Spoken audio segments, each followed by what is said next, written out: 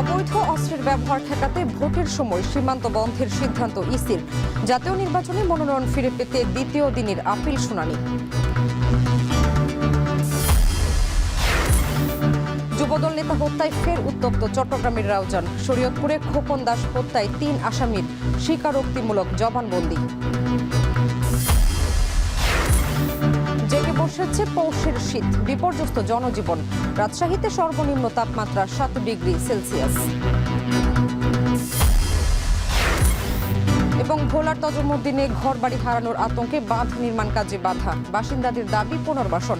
সমঝোতার চেষ্টায় পানি উন্নয়ন বোর্ড।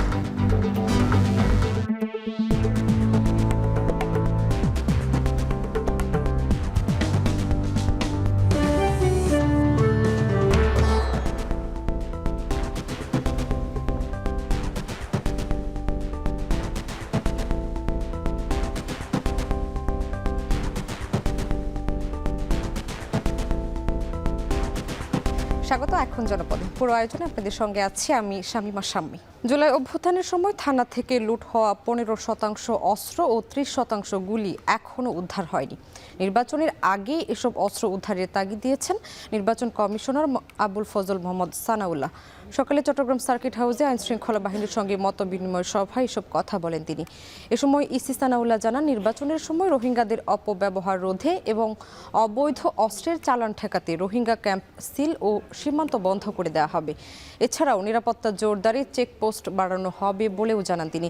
এছাড়া প্রশাসন কোনো দলের পক্ষপাতদুষ্ট হয়ে কাজ করছে এমন কোনো সুনির্দিষ্ট অভিযোগ পাওয়া গেলে তদন্ত সাপেক্ষে ব্যবস্থা নেওয়া হবে।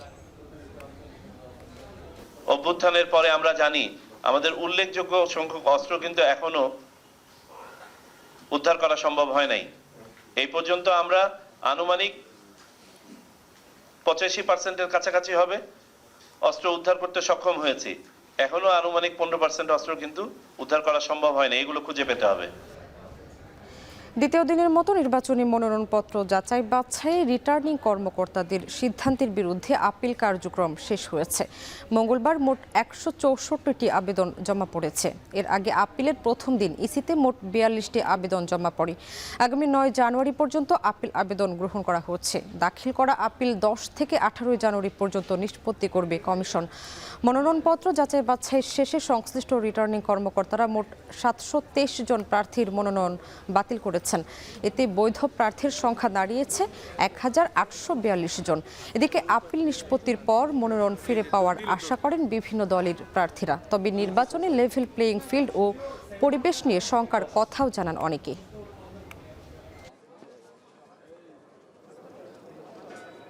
দলীয় প্যাডে অঙ্গীকারনামা দেওয়া হয়েছে, কিন্তু সেটার কি ত্রুটি ওনারা মনে করেছেন এটাকে স্থগিত রাখলেও পারতেন। স্থগিত রেখে প্রার্থীকে একটু সময় দিতে পারতেন, কিন্তু আসলে সেই সময়টা না দিয়ে স্থগিত না করে বাতিল করে দেওয়া হলো। আমরা এখন এখানে আপিল জমা দিলাম, আশা করি আমাদের রেজাল্ট আমাদের পক্ষে আসবে, আমরা এতটুকু আশা রাখি।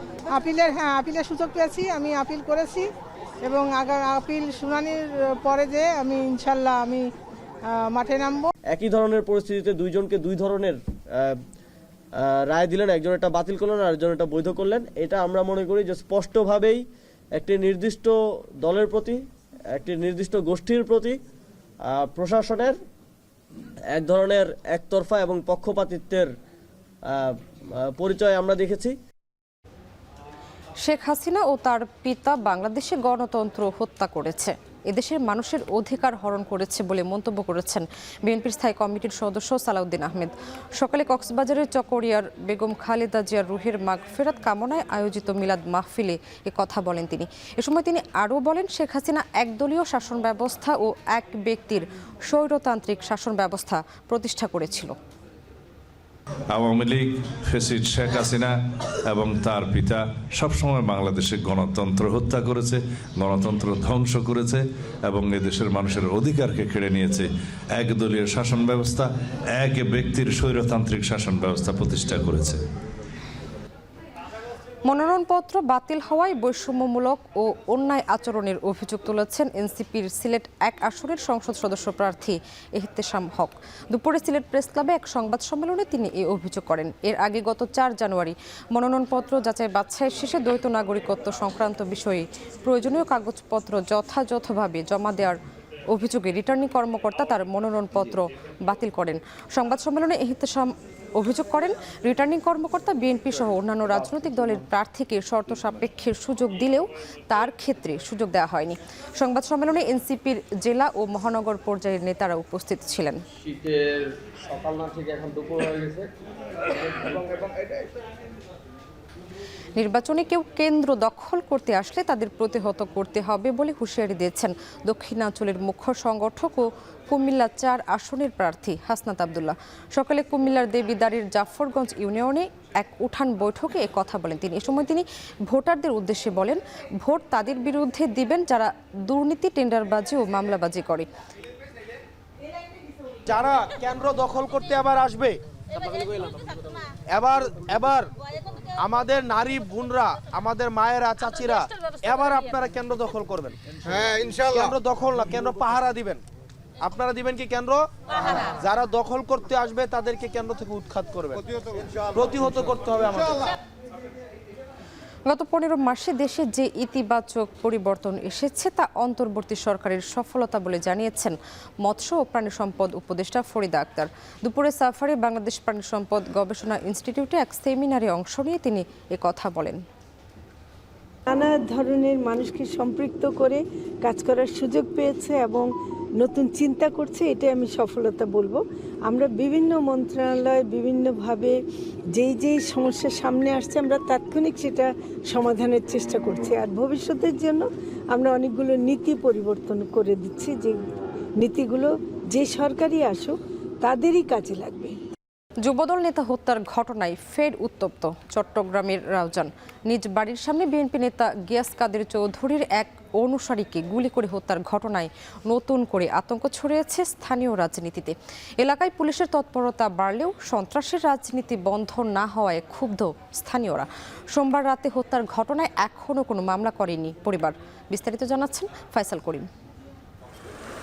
আতঙ্ক আর সন্ত্রাসের জনপদ খ্যাত চট্টগ্রামের রাউজানে নির্বাচনের আগে ফের রক্তপাত।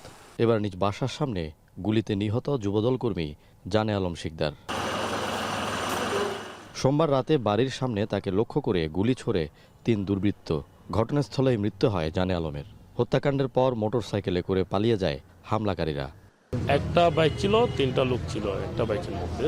ভাইয়া 3টা আওয়াজ শোনা গেছে, তো বলা যাচ্ছে না এখন ওইখানে কি হয়েছে।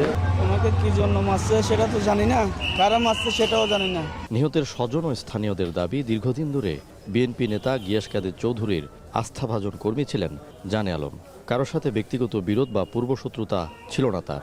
কারা কি কারণে এই হত্যাকাণ্ড ঘটিয়েছে সে বিষয়ে কোনো ধারণা না থাকায় এখনও মামলা করেনি পরিবার।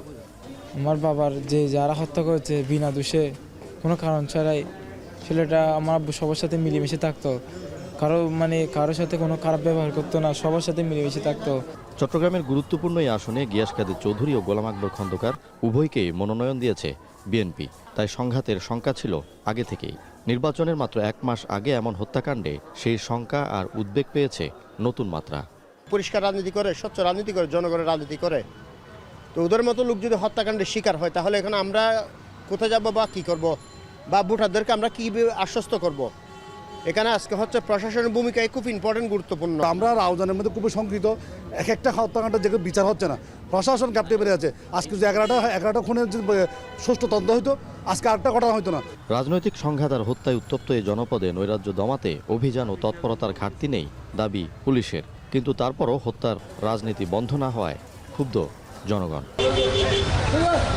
2024 সালের 5 আগস্টের পর রাউজানের রাজনৈতিক সহিংসতায় মোট 18টি হত্যাকাণ্ডের ঘটনা ঘটেছে। এর মধ্যে 13টি রাজনৈতিক হত্যাকাণ্ড।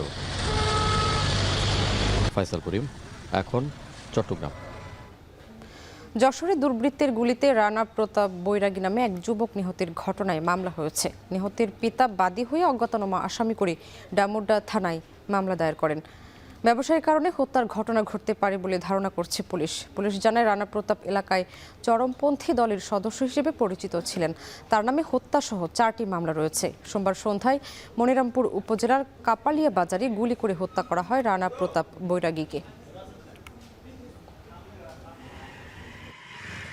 মনোহরপুর ইউনিয়নের আমাদের এই মনিরামপুর থানার কাপালিয়া বাজারে এই রানা প্রতাপ বৈরাগী নামে এক ব্যক্তি নির্মমভাবে খুন হয়েছে। ইতিমধ্যে মামলাও হয়েছে। আমরা যারা যারা সম্ভাব্য এই ধরনের ঘটনার সাথে ইতিপূর্বে যারা জড়িত ছিল অথবা যারা এই ধরনের অপরাধের সাথে সম্পৃক্ত হয় বা ভবিষ্যতে হতে পারে এই ধরনের বিষয় নিয়ে আমরা কাজ করছি। আশা করি আমরা দ্রুতই এই ধরনের ঘটনার সাথে যারা যুক্ত আছে তাদেরকে আমরা গ্রেফতার করতে পারবো ইনশাআল্লাহ। শরীয়তপুরের ডামুড্ডায় ব্যবসায়ী খোকন চন্দ্র দাস হত্যাকাণ্ডে জড়িত থাকার কথা স্বীকার করেছে গ্রেপ্তার হওয়া 3 আসামি। স্বীকারোক্তিমূলক জবানবন্দি শেষে তাদের জেলা কারাগারে পাঠানো হয়েছে। বিকেলে এ তথ্য নিশ্চিত করেন ডামুড্ডা থানার ওসি রবিউল হক। পুলিশ জানায় সোমবার রাতে জেলা চিফ জুডিশিয়াল ম্যাজিস্ট্রেট আদালতে পৃথক 3 বিচারকের কাছে আসামিরা হত্যায় জড়িত থাকার কথা স্বীকার করেন। আদালতের নির্দেশে সেদিন রাতেই তাদের কারাগারে পাঠানো হয়। এছাড়া টাকা ছিনতাইয়ের উদ্দেশ্যে পরিকল্পিতভাবে খোকন চন্দ্র দাসকে হত্যার চেষ্টা চালানো হয় বলে স্বীকার করেন আসামিরা। 31 ডিসেম্বর রাতে দোকান বন্ধ করে বাড়ি ফেরার পথে তাকে ধারালো অস্ত্র দিয়ে আহত করে এবং শরীরে আগুন ধরিয়ে হত্যার চেষ্টা চালানো হয়। গুরুতর আহত অবস্থায় খোকন চন্দ্র দাসকে ঢাকায় বার্ন ইনস্টিটিউটে নেওয়া হলে 1 জানুয়ারি মারা যান তিনি।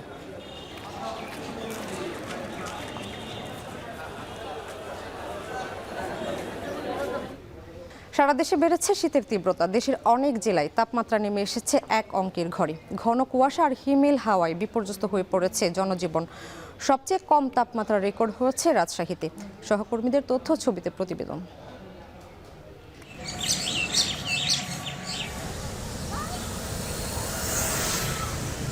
দেশের বিভিন্ন অঞ্চলে তীব্র শীত জেঁকে বসেছে। ঘন কুয়াশায় ও হিমশীতল হাওয়ায় জুবুথুবু জনজীবন। চলতি শীত মৌসুমে রাজশাহীতে সর্বনিম্ন তাপমাত্রা রেকর্ড করা হয়েছে 7 ডিগ্রি সেলসিয়াস। মঙ্গলবার ভোর 6টায় এই তাপমাত্রা রেকর্ড করে আবহাওয়া অফিস। শীতে আমরা কাজকাম করতে পারছি না, খুব কষ্ট হচ্ছে, মাঠে ঘাটে যেতে পারছি না। 1 সপ্তাহ থেকে প্রচণ্ড শীত, মানুষের কঠিন কষ্টকর হয়ে গেছে। যশোরে 2 দিন ধরে দেখা নেই সূর্যের। সিলেটেও বেড়েছে শীতের তীব্রতা। সর্দি, জ্বর, কাশি, ডায়রিয়া সহ নানা ঠান্ডাজনিত রোগে আক্রান্ত হচ্ছে শিশু ও বৃদ্ধরা। এই কয়দিনের থেকে আজকে শীত বেশি। বাচ্চা কাচ্চাদের কাশি, জ্বর এগুলো লেগেই আছে। আসলে জনজীবন তো এই শীতে বিপর্যস্ত। খুব বেশি ঠান্ডা হঠাৎ করে পড়ছে। এই 2-3 দিন বসে মোটামুটি ভালো আছে, আজকে খুব কুয়াশা। পাবনাতে বইছে মৃদু শৈত্যপ্রবাহ। উত্তরের হিমেল হাওয়ায় চরম ভোগান্তিতে সাধারণ মানুষ। শীতের কারণে কাজে যেতে পারছে না খেটে খাওয়া মানুষ। তবে বেলা বাড়ার সাথে সাথে সূর্যের দেখা মেলায় শীতের তীব্রতা কিছুটা কমেছে। বেচা কিনা কম, শীতের ভিতরে লোকজন নাই, ঠান্ডা। পরিবারকার শীত অনেক বড় শীত, মানুষ ঘর থেকে বাইরে হতে পারতেছে না, কাজ কাম করতে পারতেছে না। ঠান্ডার জন্য আমরা ঠিক মতো কাজ কাম করতে পারতেছি না, লোকজনও শহরেও ঢুকতেছে না। পঞ্চগড়েও পৌষের শীতের দাপট অব্যাহত। একদিনের ব্যবধানে তাপমাত্রা কমে দাঁড়িয়েছে 8.6 ডিগ্রি সেলসিয়াসে। মেহেরপুর ও চুয়াডাঙ্গায় সর্বনিম্ন তাপমাত্রা রেকর্ড করা হয়েছে 7.5 ডিগ্রি সেলসিয়াস। আবহাওয়া অফিস জানিয়েছে মৃদু শৈত্যপ্রবাহ আরও কয়েকদিন থাকতে পারে। আফনান অপসরা, এখন। শীত পরিস্থিতি ও শীতের পোশাক বিক্রি নিয়ে আরও জানাতে রাজশাহী থেকে যুক্ত হচ্ছেন মারুফ হাসান ও সৈয়দপুর বাজার থেকে যুক্ত হচ্ছেন মোকাররম হোসাইন। আমরা শুরুতেই যুক্ত হব মারুফের সঙ্গে। মারুফ, জানাবেন রাজশাহীতে আজ সর্বনিম্ন তাপমাত্রা ছিল। এই মুহূর্তে শীতের তীব্রতা কেমন দেখছেন?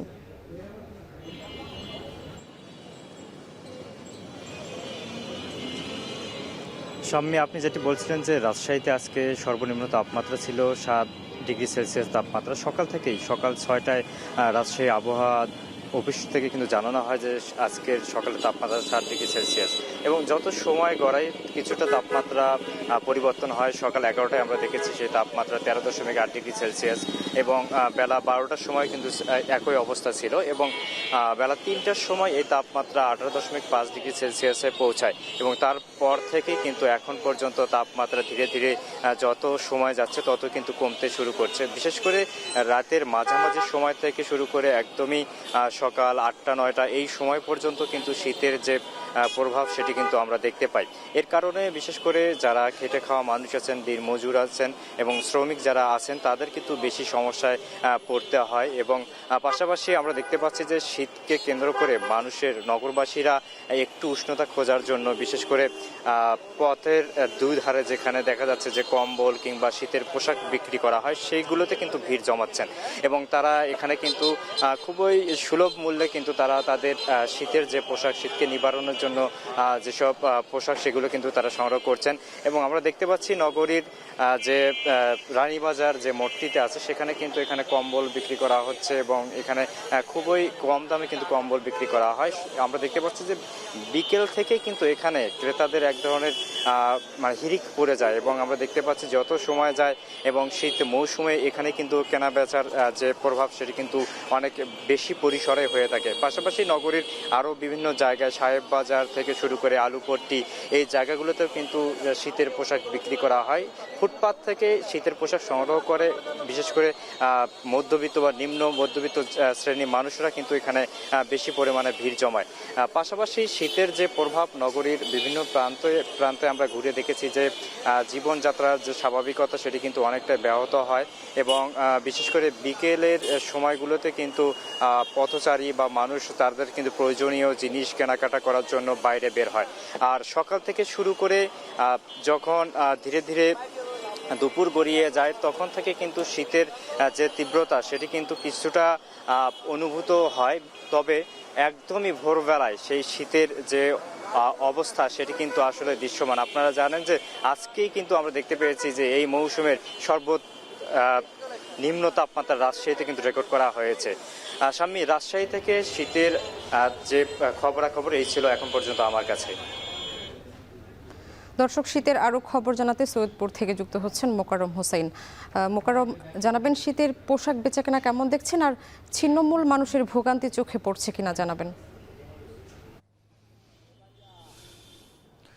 সাময়িক শীত যেন তার সহজাত বৈশিষ্ট্য নিয়ে এবার উত্তরে হাজির হয়েছে। সকাল থেকে রাত কুয়াশাচ্ছন্ন প্রকৃতি এবং জনজীবন একেবারে আড়ষ্ট হয়ে পড়েছে। বিশেষ খুব প্রয়োজন ছাড়া মানুষ ঘর থেকে বের হচ্ছে না। শুধুমাত্র কর্মজীবী যারা আছেন, যারা আসলে দৈনিক শ্রম বিক্রি করে তাদের জীবিকা নির্বাহ করেন, শুধু তারাই বিশেষ প্রয়োজনে কর্মের খাতিরে বাইরে বের হচ্ছেন। তাপমাত্রার পারদ কয়েকদিন থেকে 10 ডিগ্রি থেকে 12 ডিগ্রির মধ্যে ওঠানামা করছে রংপুর বিভাগের জেলাগুলোতে। আজকেও ভোর 6টা পর্যন্ত তাপমাত্রার পারদ 10 ডিগ্রির নিচে ছিল এবং 9টা থেকে 11টা নাগাদ সেটি খানিকটা উন্নতির দিকে যায়। যদি জানিয়ে রাখি, আজকে সকাল 6টা পর্যন্ত রংপুর বিভাগের বিভিন্ন জায়গায় তাপমাত্রার মধ্যে সর্বনিম্ন তাপমাত্রা ছিল তেঁতুলিয়ায়, পঞ্চগড়ের তেঁতুলিয়া 8.6 ডিগ্রি সেলসিয়াস, রাজারহাটে ছিল 10.5, দিনাজপুরে 9 ডিগ্রি সেলসিয়াস, নীলফামারীর ডিমলায় ছিল এটি 9 ডিগ্রি সেলসিয়াস এবং ঠাকুরগাঁয়ে ছিল 10 ডিগ্রি সেলসিয়াস। এবং এই যে তাপমাত্রার পারদের নিম্নমুখী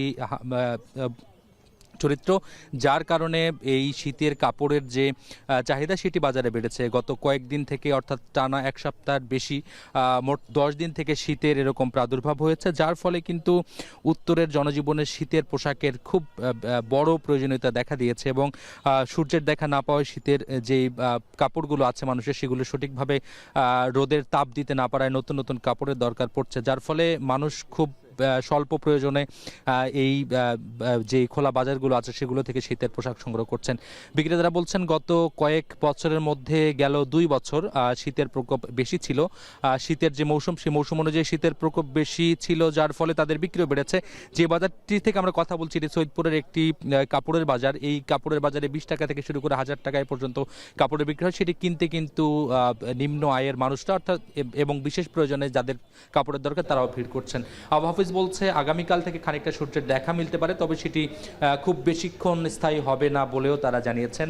তবে এই শীত থেকে মুক্তি কবে মিলবে সেটি এখন সে অপেক্ষায় প্রহর গুনছেন উত্তরের মানুষ। এই ছিল শাম্মী, সৈয়দপুর থেকে শীত পরিস্থিতির সবশেষ খবর। দর্শক, শীতের খবরাখবর জানাচ্ছিলেন মোকাররম হোসেন ও মারুফ হাসান। কুমিল্লা, ব্রাহ্মণবাড়িয়া, চাঁপাইনবাবগঞ্জ সহ দেশের বিভিন্ন জেলায় দুস্থ মানুষের মাঝে শীত বস্ত্র বিতরণ করেছে বর্ডার গার্ড বাংলাদেশ বিজিবি। দুপুরে কুমিল্লার 14 গ্রামে সীমান্তবর্তী আমানগন্ডা আদর্শ উচ্চ বিদ্যালয় মাঠে শীতার্ত ও দুস্থদের মাঝে কম্বল বিতরণ করা হয়। এ সময় 6 শতাধিক মানুষের হাতে কম্বল তুলে দেয় বিজিবি। একইভাবে ব্রাহ্মণবাড়িয়ার বিজয়নগরী অসহায় শীতার্তদের মাঝে কম্বল বিতরণ করেছে বিজিবি। দুপুরে উপজেলার চাওড়া কবি সানাউল হক কলেজে 2 শতাধিক কম্বল বিতরণ করা হয়। বিজিবি 25 ব্যাটালিয়নের অধিনায়ক লেফটেন্যান্ট কর্নেল জাব্বার আহমেদ জানান, সীমান্ত সুরক্ষার পাশাপাশি স্থানীয় বাসিন্দাদের প্রতি দায়িত্ববোধ ও মানবিকতা থেকেই অসহায়দের মাঝে দাঁড়িয়েছে বিজিবি। এছাড়া চাঁপাইনবাবগঞ্জের শিবগঞ্জ উপজেলার ফতেপুর কুকটিপাড়া এলাকায় 300 শীতার্ত মানুষের মাঝে কম্বল বিতরণ করেছে 53 বিজিবি। রাঙ্গামাটি জেনারেল হাসপাতালে চিকিৎসা কর্মচারীদের অনুপস্থিতি, ওষুধ সরবরাহে অনিয়ম ও কেনাকাটায় দুর্নীতিসহ বিভিন্ন অভিযোগের ভিত্তিতে অভিযান চালিয়েছে দুর্নীতি দমন কমিশন দুদক। বেলা 11:30 থেকে 2:30 পর্যন্ত 3 ঘণ্টা ব্যাপী এই অভিযান পরিচালনা করা হয়। অভিযানে নেতৃত্ব দেন দুদকের রাঙ্গামাটি জেলা সমন্বিত কার্যালয়ের সহকারী পরিচালক আহমেদ ফরহাদ হোসেন। এ সময় বিভিন্ন অভিযোগের প্রাথমিক সত্যতা পাওয়া গেছে।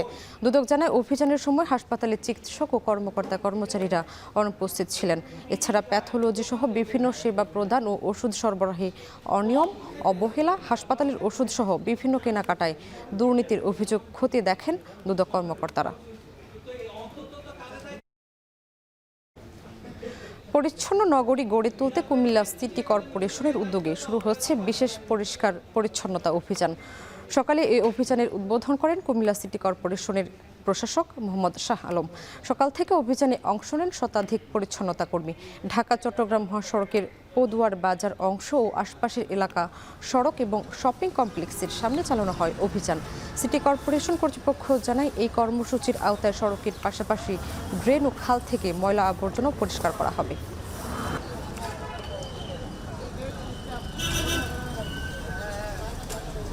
দশ বছর বা 15 বছরের পুরাতন ময়লাও কিন্তু রাস্তা এবং বাড়ির সামনে পড়ে আছে। এগুলি একদিকে যেমন পরিবেশ দূষণ করে, অন্যদিকে সাধারণ বর্ষাকালে পানি প্রবাহ নষ্ট করে এবং জলবদ্ধতা সৃষ্টি করে। আমরা সে কারণেই এই শহরকে একটা নির্বিচ্ছিন্ন পরিচ্ছন্ন শহর করবার জন্যে আমরা একটা পরিকল্পনা হাতে নিয়েছি এবং এটি 27টা ওয়ার্ড পরিপূর্ণভাবে পরিচ্ছন্ন না হওয়া পর্যন্ত এই কার্যক্রম অব্যাহত থাকবে। দেশীয় কৃষকদের স্বার্থে অনির্দিষ্টকালের জন্য পেঁয়াজ আমদানির অনুমতি বন্ধ করে দিয়েছে সরকার। ফলে নতুন করে পেঁয়াজ আমদানির অনুমতি পাচ্ছেন না আমদানিকারকরা।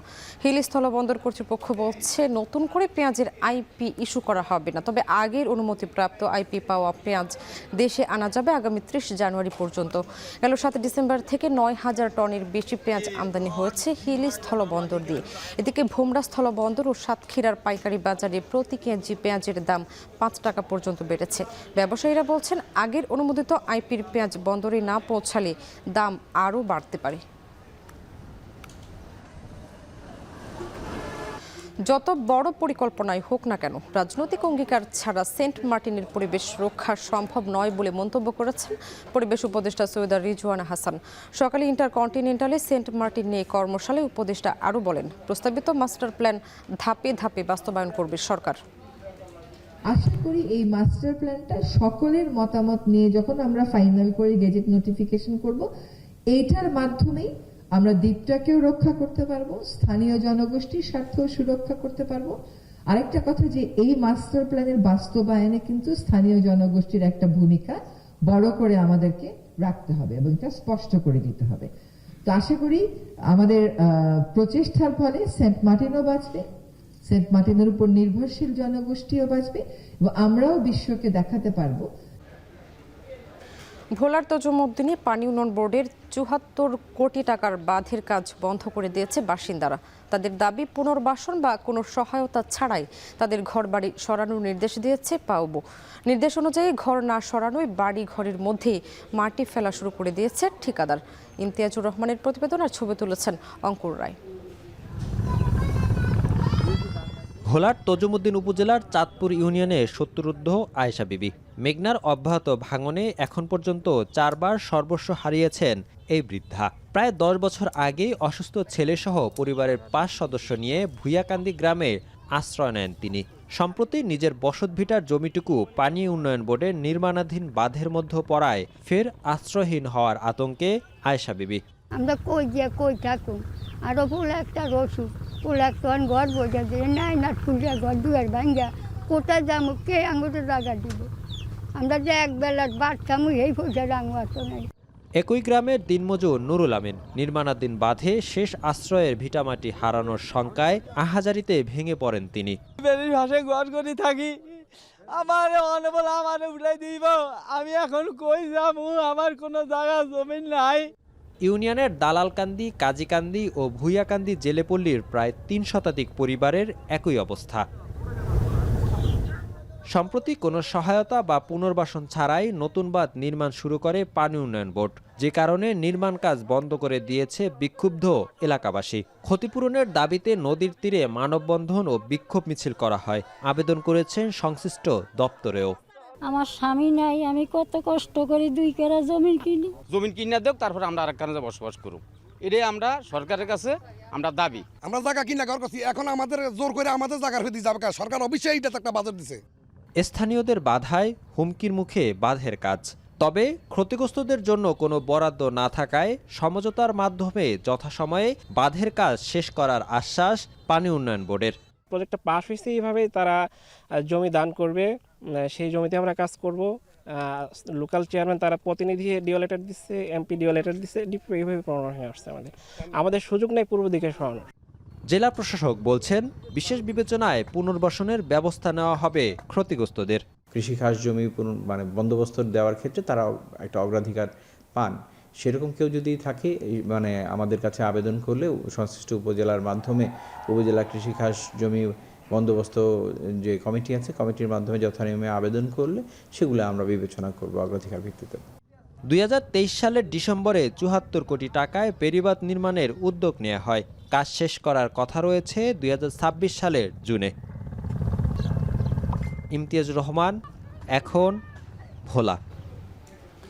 কৃষক ও খামারির গোয়াল ঘর থেকে গরু চুরির প্রতিকার চেয়ে পাবনায় মানববন্ধন ও অবস্থান কর্মসূচি পালন করেছেন স্থানীয়রা। দুপুরে জেলার কোলাদিতে সর্বস্তরের সাধারণের ব্যানারে এই কর্মসূচি পালন করেন এলাকাবাসী। এ সময় বিভিন্ন স্লোগান, প্ল্যাকার্ড, ফেস্টুন নিয়ে অংশ নেন তারা। মানববন্ধনের বক্তারা অভিযোগ করেন, 5 আগস্টের পরে প্রায় 40 জন কৃষকের শতাধিক গরু চুরি হয়। যারা চুরি করেছে তাদের বিরুদ্ধে ব্যবস্থা নেওয়ার আহ্বান জানান তারা।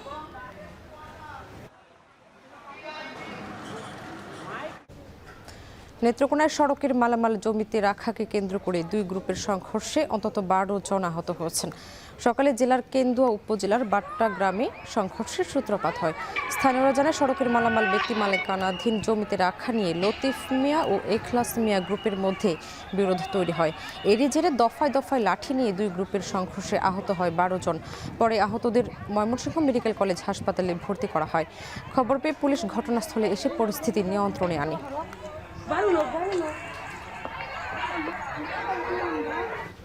কক্সবাজারে হামদর্দ ল্যাবরেটরিজ বাংলাদেশের বার্ষিক বিজনেস কনফারেন্স উপলক্ষে এক বর্ণাঢ্য র্যালি ও সমুদ্র সৈকত পরিচ্ছন্নতা অভিযান অনুষ্ঠিত হয়েছে।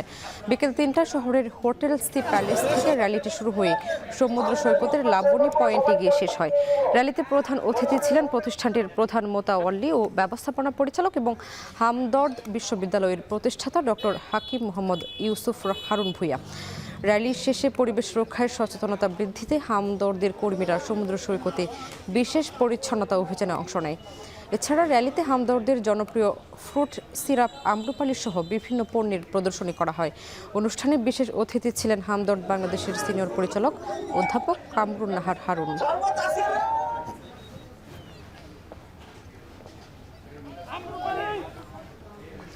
অযত্ন, অবহেলা আর অব্যবস্থাপনায় ময়লার ভাগাড়ে পরিণত হচ্ছে নরসিংদী রেলওয়ে স্টেশন সংলগ্ন পৌর পার্ক।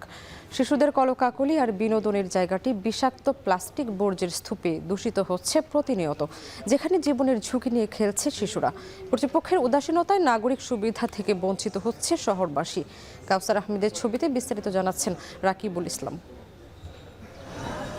নরসিংদী শহরের ব্যস্ততম রেলওয়ে স্টেশনের ঠিক পাশেই অবস্থিত এই পৌর পার্ক। বছর 3 আগেও সবুজ ঘাসের ঘ্রাণ আর শিশুদের কোলাহলে মুখর থাকলেও বর্তমান চিত্র একেবারেই ভিন্ন। চারদিকে ছড়িয়ে ছিটিয়ে আছে চিপসের প্যাকেট, প্লাস্টিক বোতল আর পলিথিনের স্তূপ। গোটা পার্ক যেন ময়লার ভাগাড়। শিশুদের খেলার বেশিরভাগ দোলনা ভেঙে মাটিতে পড়ে আছে। স্লিপারের নিচের অংশেও ধরেছে জং। যেগুলো কোনোমতে টিকে আছে সেগুলো নড়বড়ে অবস্থা। শহরে আর কোনো উন্মুক্ত জায়গা না থাকায় অনেকটা নিরুপায় হয়েই ঝুঁকি নিয়ে খেলছে শিশুরা।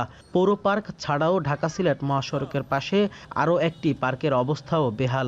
দ্রুত পার্ক দুটি নিরাপদ ও আধুনিক রূপে ফিরিয়ে আনার দাবি সচেতন মহলের।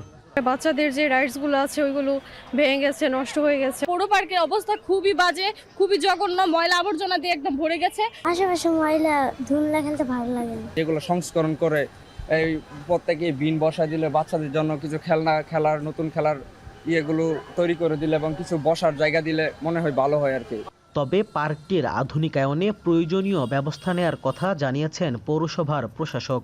এটাকে আধুনিকায়ন করে এখানে আরও কিছু গাছপালা রোপণ, কিছু শিশুদের খেলার সামগ্রী, হাঁটার জায়গা এবং বিনোদনের জন্য বিভিন্ন রাইডস স্থাপন করে আধুনিক করার লক্ষ্যে আমরা একটা প্রকল্প প্রস্তাব প্রস্তুত করছি। এটি প্রস্তুত হলে স্থানীয় সরকার বিভাগের মাধ্যমে আমরা অর্থায়নে এটি আধুনিক একটি পৌর শিশু পার্কে রূপান্তর করার আমাদের পরিকল্পনা রয়েছে। নরসিংদী পৌর পার্কটি প্রতিষ্ঠার কাজ শুরু হয় 2015 সালে। পরে কয়েক দফায় কাজ শেষ হয় 2019 সালে। রাকিবুল ইসলাম, এখন নরসিংদী। জামালপুরে সরিষা ফুলের হলুদ রঙে ভরে উঠেছে দিগন্ত জোড়া মাঠ। গুনগুন শব্দে মৌমাছির দল ফুল থেকে সংগ্রহ করছে মধু।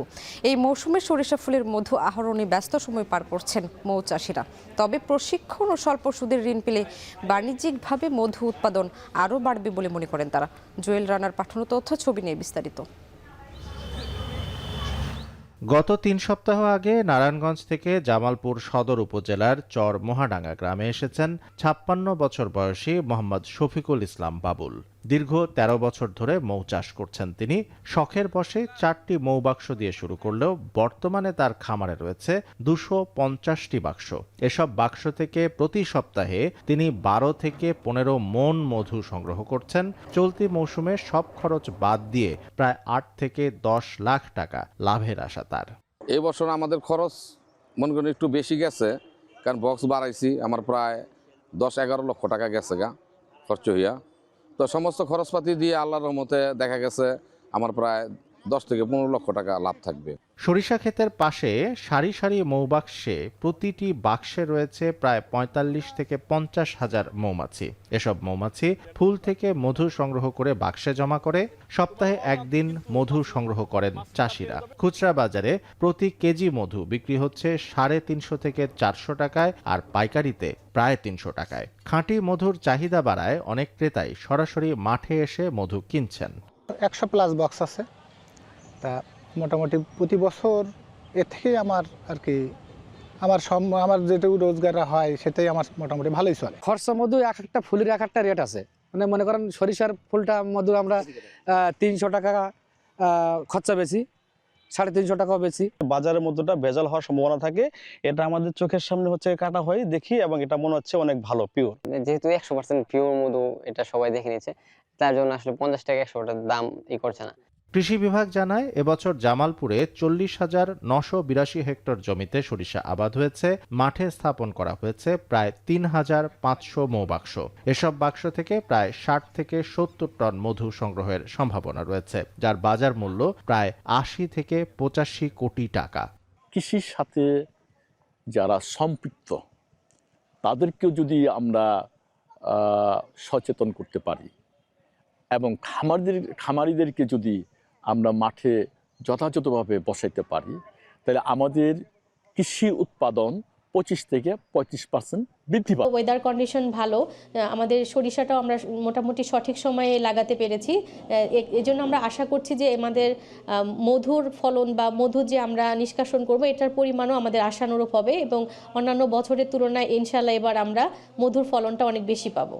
সরিষার হলুদ মাঠকে ঘিরেই দেশে বাণিজ্যিক মধু উৎপাদনে নতুন সম্ভাবনার দুয়ার খুলবে, এমনটাই প্রত্যাশা সংশ্লিষ্টদের।